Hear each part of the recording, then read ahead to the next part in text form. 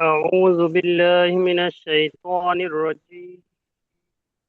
بسم الله الرحمن الرحيم. سورة العصر مكية. والعصر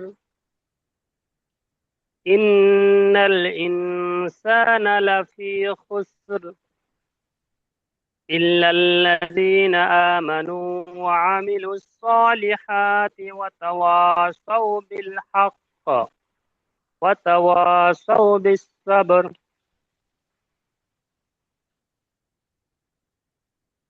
এই সূরা হুজুর সাল্লাল্লাহু আলাইহি ওয়াসাল্লাম যখন মক্কায় ছিলেন সেই সময় এই সূরা অবতীর্ণ হয়েছিল।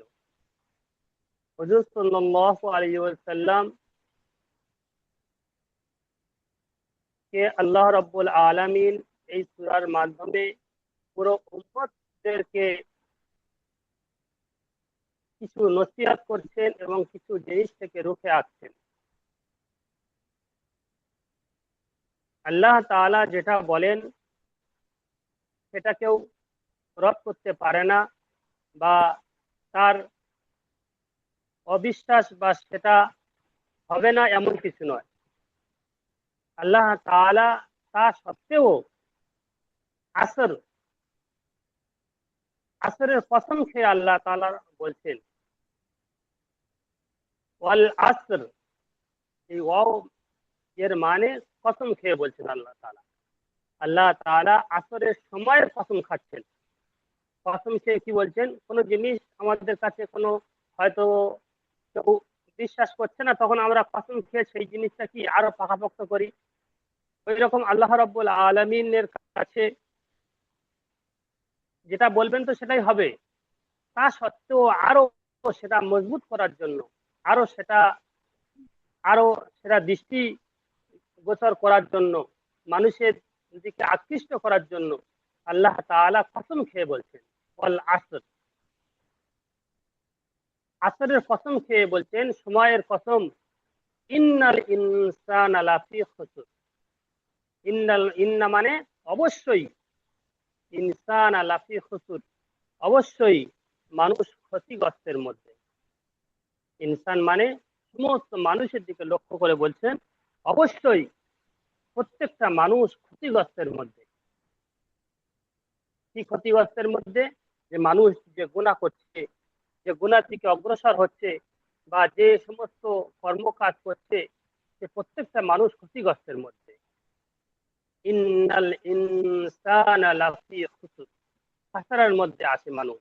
প্রত্যেকটা মানুষ ক্ষতিগ্রস্তের মধ্যে, মানে কে জাহান্নামী মুখী হয়ে আছে প্রত্যেকটা মানুষ।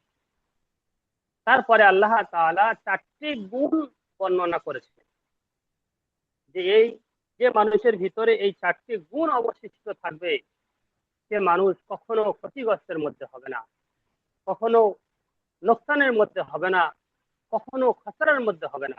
সে চারটি গুণ কি আছে? ইল্লাল্লাযীনা আমানু, যে ব্যক্তি আল্লাহর প্রতি ঈমান এনেছে।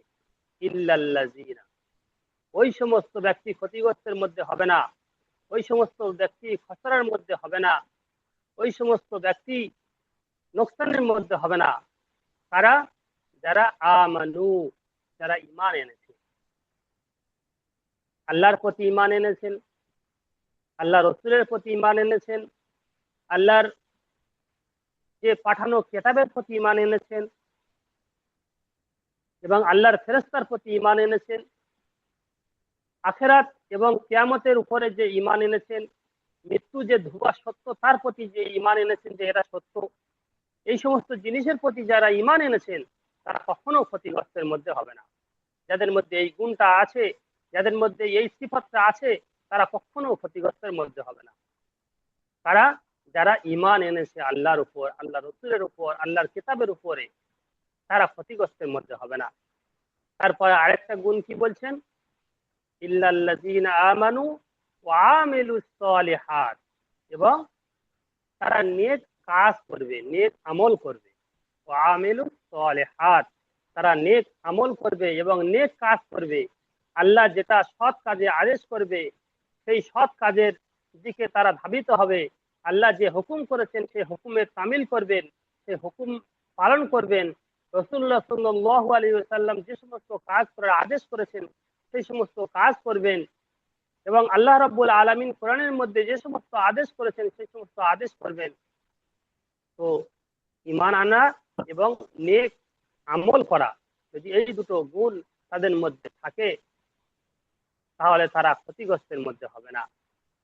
এবং তারপরে আরো দুটো গুণ বলছেন, ওয়াতাওয়াসাউ বিল হক, এবং হকের নসিহত করবে, হকের উপর দাওয়াত দেবে যে এটা সত্য, ঈমান সত্য, নামাজ সত্য, নামাজ পড়তে হবে, নামাজের হিসাব দিতে হবে, মরণের পরে কিয়ামতের আখিরাতের জিন্দেগি রয়েছে, সেই জিন্দেগি সত্য, সেই তার প্রতি মানুষদেরকে আহ্বান করতে হবে এবং তার প্রতি মানুষের ঈমানের দিকে দাওয়াত দিতে হবে যে আল্লাহ এক এবং অদ্বিতীয় কেউ নেই। রাসূলুল্লাহ সাল্লাল্লাহু আলাইহি ওয়াসাল্লাম যে সমস্ত জিনিস আমাদেরকে দিয়েছেন সেই সমস্ত হকের দাওয়াত দিতে হবে। তাহলে তিনটে গুণ হলো। চতুর্থ গুণ হলো ওয়াতাওয়াসাউ বিস সবর, এবং যে সমস্ত এই ঈমান আনার প্রতি, এই নেক কাজ করার প্রতি এবং এই হকের দাওয়াত দেওয়ার প্রতি যে সমস্ত কষ্ট আসবে, যে সমস্ত কষ্ট আসবে, মুসিবত আসবে, আল্লাহ প্রত্যেকটা মানুষদেরকে পরীক্ষা করার সময় সে মুসিবতে ফেলবে। তার অসুখ দিয়ে মুসিবতে পরীক্ষা করবেন, তাকে বিভিন্ন রকম ঝামেলা দিয়ে তাকে মুসিবতে ফেলবেন, তাকে পরীক্ষা করার জন্য যে এই বান্দা আমাদেরকে কতটুকু ধাবিত হয়। সেই সমস্ত মুসিবত থেকে আল্লাহর প্রতি সবর রাখতে হবে। ওয়াতাওয়াসাউ বিস সবর, এবং সবরের প্রতি তা জমে থাকতে হবে, যে আল্লাহর উপর ভরসা রাখতে হবে এবং সবর করতে হবে। তাহলে এই চারটি গুণ যার মধ্যে থাকবে সে কখনো ক্ষতিগ্রস্তের মধ্যে হবে না, সে কখনো লোকসানের মধ্যে হবে না। কাল কিয়ামতের দিন সে কখনো আল্লাহর কাছে নৈকট্য বলে গণ্য হবে, আল্লাহর কাছে সে মনোনীত হয়ে বলে গণ্য হবে এবং তার মরণের পরে আল্লাহ তাআলা জান্নাত নসিব করবেন। এই চারটি গুণ আমাদেরকে লক্ষ্য করতে হবে, এই চারটি গুণ আমাদের মধ্যে যেন প্রত্যেকের থাকে। এক নম্বর গুণ হলো সে আল্লাহর প্রতি, আল্লাহ রসুলের প্রতি, আল্লাহর কিতাবের প্রতি ঈমান আনবে। 2 নম্বর, সে নেক কাজ করবে, সৎ কাজ করবে, নামাজ পড়বে, রোজা রাখবে এবং মানুষের সৎ কাজের আদেশ করবে এবং অসৎ কাজ থেকে নিষেধ করবে। এগুলো প্রত্যেকটা নেক কাজ। এবং অথবা সৌবিল হাক্কি, এবং হকে দাওয়াত দেবে, মানুষদেরকে সৎ কাজের আদেশ দেবে, নামাজের জন্য দাওয়াত দেবে, নামাজ পড়ার প্রতি, আল্লাহর নেক কাজের প্রতি মানুষদেরকে দাওয়াত দেবে। এবং এই কাজের প্রতি যদি কোনো কিছু মুসিবত আসে, কোনো কষ্ট আসে, নিশ্চয়ই ফজরের সময় নামাজ পড়ে উঠে নামাজ পড়া কষ্টের বিষয়, তার প্রতি সবর করতে হবে। আল্লাহর প্রতি ঈমান এনে তার প্রতি সবর করতে হবে।